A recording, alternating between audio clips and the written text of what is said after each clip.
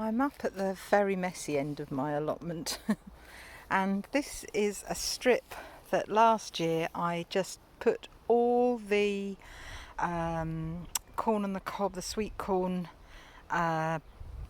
branches, you know, the actual bit that was left over at the end, the debris, all over here because it was incredibly weedy area, and I put all the, instead of putting it in the compost bin, I made a kind of long compost row here, and left it to rot down, and then in the spring of course it started shooting up weeds, so I went and covered it over with some of this black stuff which I hate but I've got anyway, and then a lot of it had rotted down, so I just took the top off, the biggest bits, and I put a load of beans in here, and they seem to be incredibly happy. They've settled in really well. This is the first lot I put in, and as you'd expect that's the furthest on, and we've got some flowers coming, so they're looking good.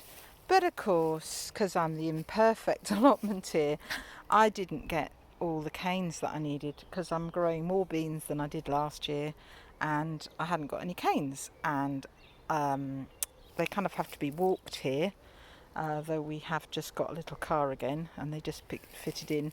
So I brought some more canes, so I'm about to put the canes in, but of course the weeds are regrowing fast. But I just thought that really, you know, I've weeded round this one and I've put a cane in and I've wrapped it round and it's looking pretty happy. And I was kind of thinking, oh no, this is another thing that I've not got right. I've not been ahead of the game. I've not done in time. But it didn't take me very long to just weed roughly round it and put a cane in and tie, you know, just wrap the bean around it. And we're away and we're fine. So, you know, gardening doesn't have to be a stressful thing. Usually, most things you can remedy. I was just thinking that it's often a little bit more work. You know, it takes longer than if you do a job when it needs to be done. But it's not the end of the world, and I've got a lovely mess here, riot of beans, but they're looking happy, and that's the most important thing, and I would expect a really good crop.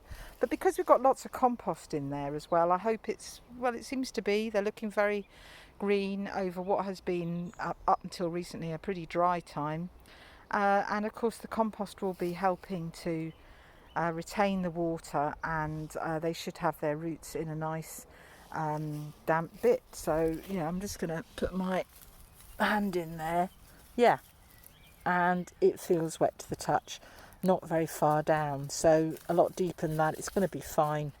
It's a bit like a forest floor really, with all the woody bits that are in it, but doesn't seem to be, because it's on the surface, not down near the roots, it's not taking a load of nitrogen out of the soil, and it'll just continue rotting down quite happily.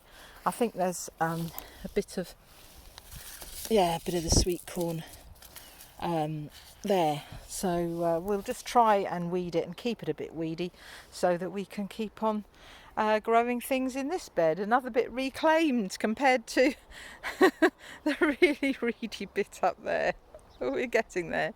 Yeah, it's looking very lush and very weedy, but it's already been productive. We've got a lovely load of raspberries coming just behind me, in among the mare's tail, but that's going to have to wait till the school holidays to have a really good go at.